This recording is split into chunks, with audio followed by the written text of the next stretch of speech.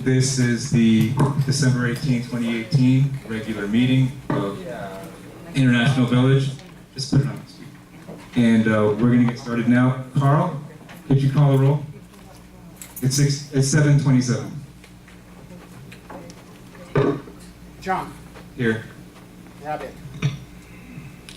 Lewis, Here. Morat. Here. So, Okay, just one member missing. And now we have the minutes.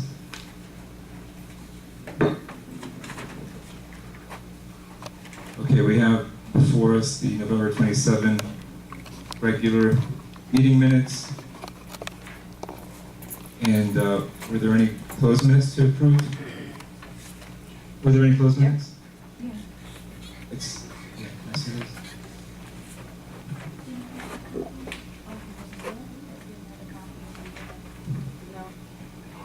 I'll take those. Yeah, I have them. Okay, and should I guess, and the November 27, 2018 closed meeting as well. It wasn't in here. So, Carl, could somebody make a motion to approve as presented and waive the reading of those two sets of minutes? Yeah, I'll do the motion. Marat made the motion. Carl, would you like to second? On the minutes. Yes? Okay, Carl seconds. Any objection? Hearing none, it's approved. The next item is President's message. First of all, Merry Christmas, everybody. Hope you're enjoying the season so far.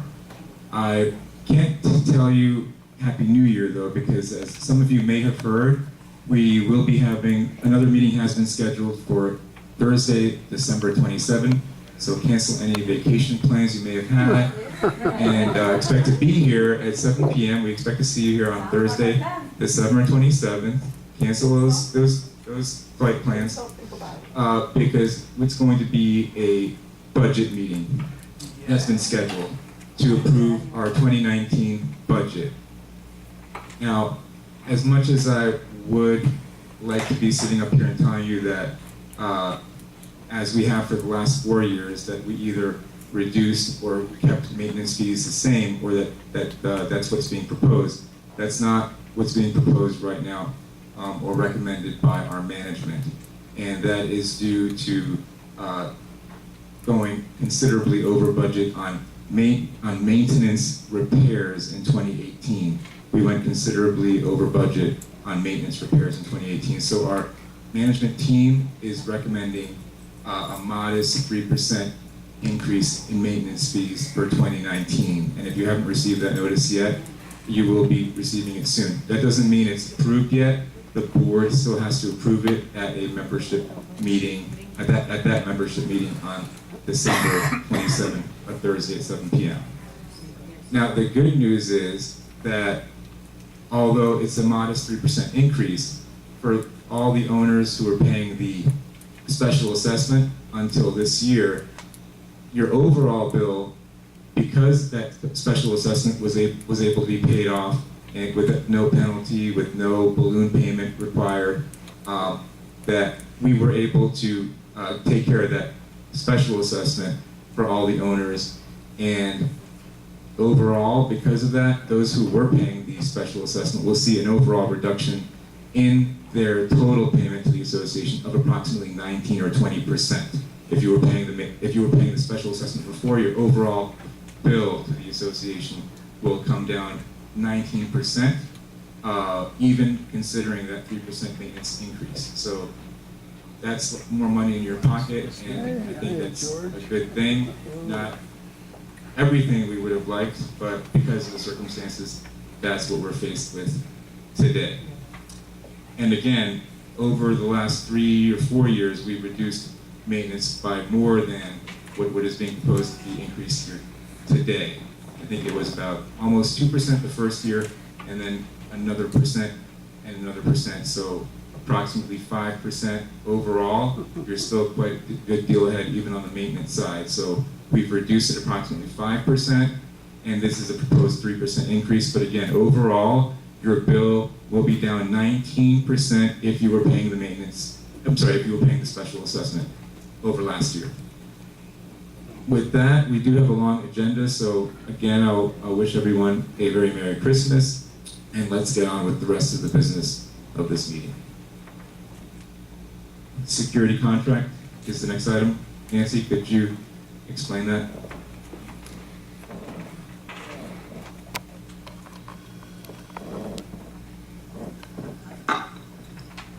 Hello, everyone.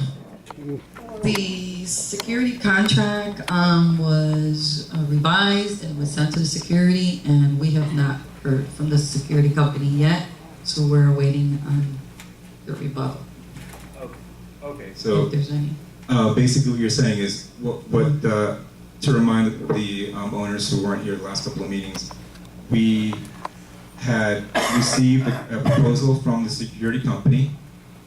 Our attorney looked at it, and she had some issues with it, so she made some changes. What we found out, the reason it took so long for her to get back to us is she had some health issues, and so she reviewed it.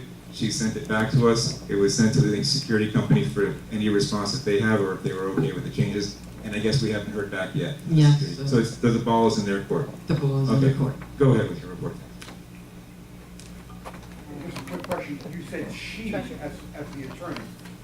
It's not- Right, We have two attorneys right now that we utilize because, the volume of different issues that come up in an association this size. So We have two different attorneys that we use for different occasions. same law firm but different attorneys? No, it's two different law firms. Okay, thank you.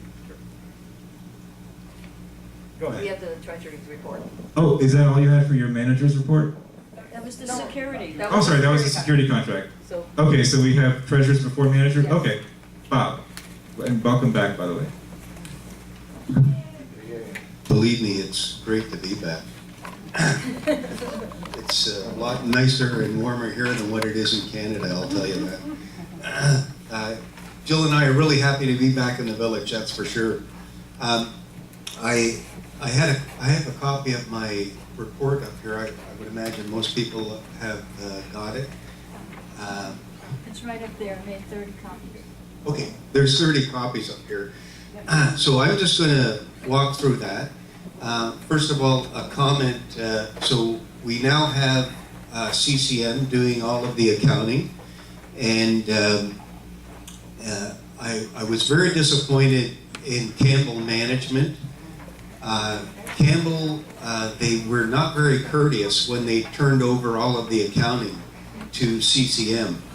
It could have been such a simple, seamless transition, but they did not give us the computer data in computer form.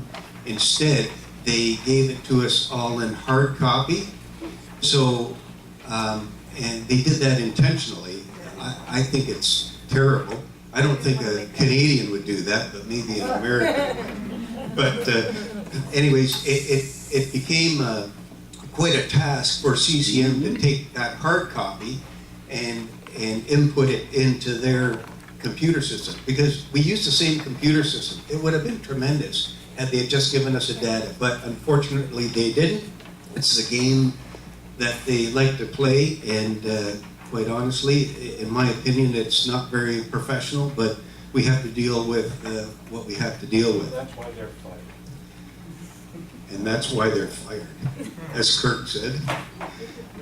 All right, so I'm reporting on October's financial statements because November's are not done yet. And I say preliminary. I still have some questions on the October statements. But I think materially they're in good shape, and I'm pretty comfortable that they're good numbers. So November's will be out shortly. But I guess the next time we formally meet, it'll be in January, and we'll have the whole year's statements done that I will talk to, and those will be the numbers that the auditors will actually express their opinion on. But anyways, let's focus on October results. For the month, we were only $11,000 off of budget in October. I just left in a comparison there because we were almost $43,000 off our budget in September. So that is an improvement. But the reality is, overall, our unfavorable variance is about $300,000 year to date, so the 10 months ending October of 2018. And, that has a detrimental impact on our cash position. Our cash position has continued to erode over that time period, and what that means is that our expenses have been higher than what our maintenance fees have been, so we're running a deficit. I'll talk about a little bit more about that later. So at the end of October, we had $550,000 in the bank. If you look under assets there, unrestricted cash, $550,000. At a point in time during 2018, we actually had $800,000 in the bank. So that just shows you that the overspend, our unfavorable variance, has been funded by cash, and that's why it has dropped down to the $550,000. Now, I'm not saying that is an emergency situation. It's always nice to have 1 to 2 months of expenses, monthly expenses in the bank. That would be about $350,000 to $500,000. So it's nice to have more, but you can see that we're down to $550,000. And that's one of the reasons why, when John was speaking earlier, we do need an increase in maintenance fees this year. We can't continue to overspend, or else our cash would continue to erode downwards, and we can't do that. It's not helping. Under assets, we have a restricted cash. There's no real change there. Our receivables are about $530,000. Against that, we have about a $312,000 allowance for doubtful accounts. $530,000 in accounts receivable is way too high. We need to continue to focus on that. And one of the things that our new management team is going to bring to the table is better collections of receivables. They're going to be on the phone. They're going to be talking with the people that are in arrears.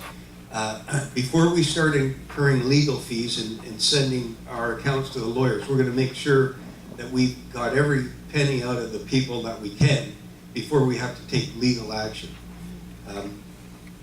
Our liabilities, there's really not much of a change there.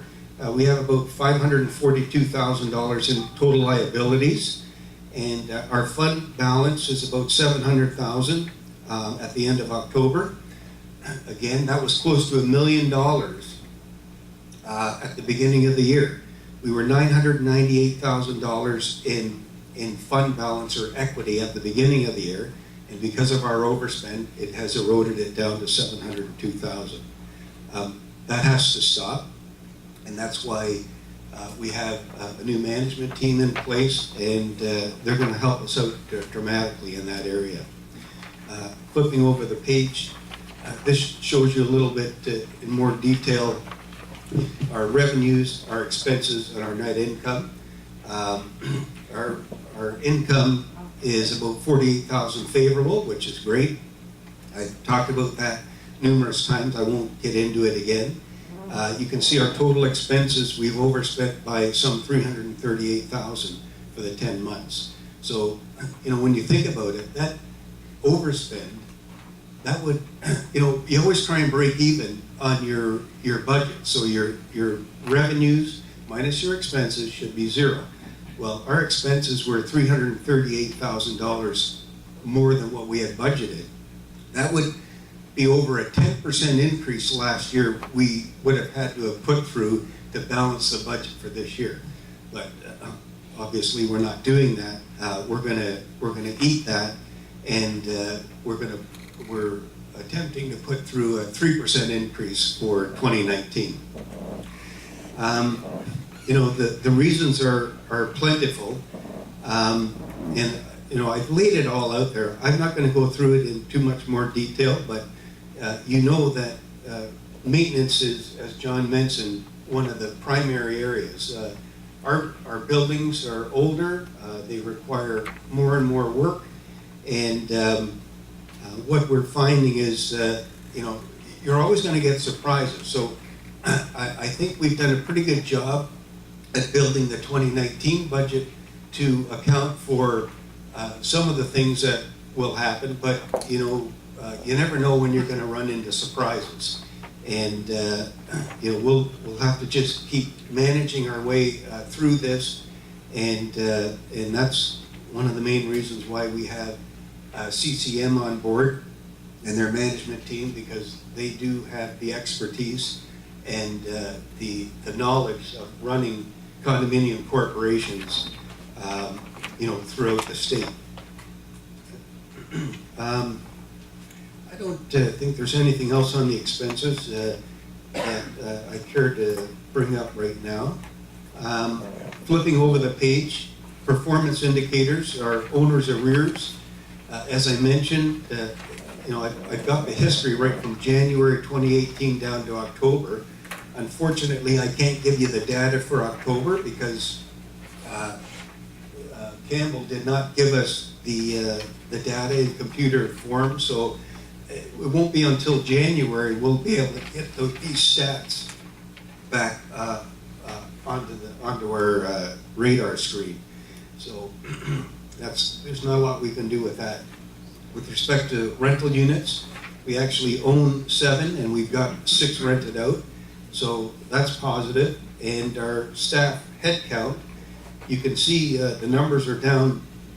Our office about the same. Maintenance is down dramatically. We're doing more with less, and Doug seems to be doing a really good job at keeping up.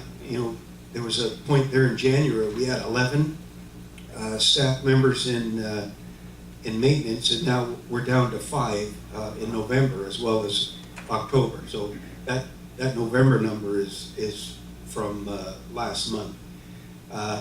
Cleaning, we were at 5, we're at 6. We still need to do some work here.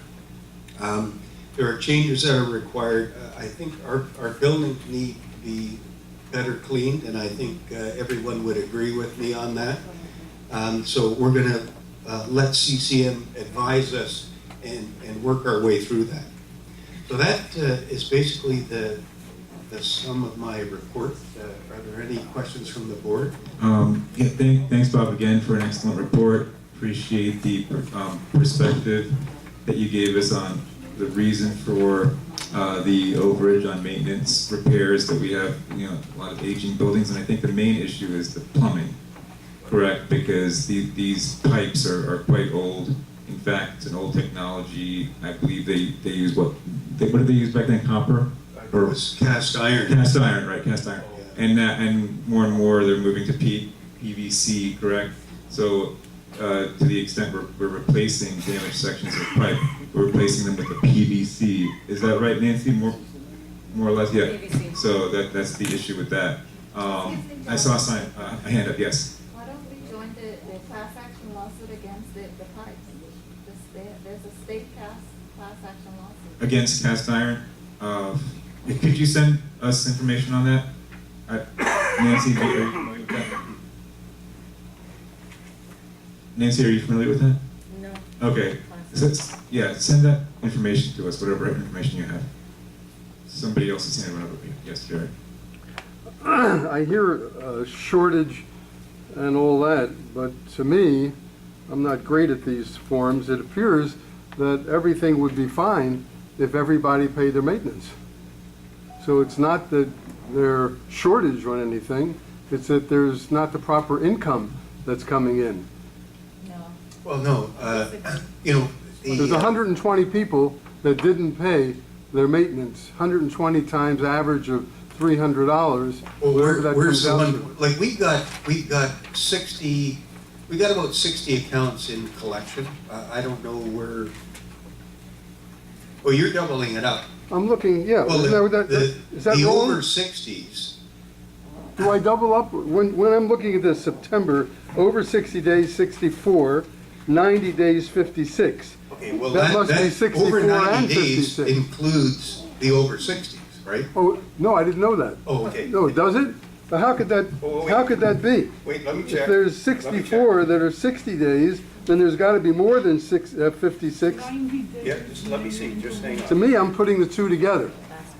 That would be great if you're talking about only 56. No, you're right. That's, Can I interrupt for just a second? Because the whole issue of delinquencies will be the subject of, I think, our January meeting, because every year before the election, we have to go through and basically say what owners are not eligible to vote, and have a vote on that to formalize that process of saying these people can't vote based on being over 90 days. So that will be another opportunity that we can address this issue. So Bob can maybe gather more information on that. In the meantime, what do you, Bob, do you have something right now? No, I made a reverse that in my explanation. Like, over 60 days includes the over 90 days, right? The over 60 days Right, so, includes the over 90 days. Include the over. So of All right. oh yeah. Bob, why don't we just? I gotta have a closer look at this. Yeah, why don't we do To me, I that? think When that- when it comes I back can't- in I don't January, believe- why don't we just go in, you know? I don't Yeah, let's believe leave Yeah. it, let's leave it till January. And- Well, my point is really not that. My point is that we're saying that we're spending too much. We're not spending too much. We're not receiving what's due to us. That's the problem. That's the problem. The problem is not that we're spending too much. We have to spend. We have to keep the place looking Right. good. The fact that it was, I agree. we're over budget, you say over budget. We're not over budget in the repair. We're under collected. That's the reason. If we collected everything, we wouldn't be under budget. So I don't look at it as under budget. I look at it as under Well, we had a collected. budget. A budget was set. Right. So the budget was wrong then, that's what you're saying. Again, I'm not much on this stuff. All I'm saying is we're shorting ourselves I agree. in our But there's only collection. so many people paying maintenance. So it's up to us to pay. The ones that aren't paying, listen, we'll do everything we can to make them pay. But if we've overspent by 400,000, that means then we should, all of us here, the payers, need to pay an extra 10%. Yeah, Yeah. right. Yeah. Well, I don't think so. again, that's the I think we should important have to thing. pay Not, more if those are- Wait. This is going somewhere where it shouldn't be going. It has nothing to do with the treasurer's Not- report. As far as not delinquent only- owners, the association does have recourses. That's why we have attorneys. Yeah. That's why we send people that's collection it, that's letters. the other problem. Right. You got But attorney's that's the fees thing. on Okay, top but of that's that. the thing. You got Yeah. attorney's fees, so not only are you Jerry, collecting. we don't have a choice. We can either say, okay, if you don't want to pay, just stop paying. We won't come after you because we want to save on attorneys. You know, really, we have to take a stand on that. And if it's successful, if it's a successful collections case, then we either foreclose on the unit or we get paid plus attorney fees.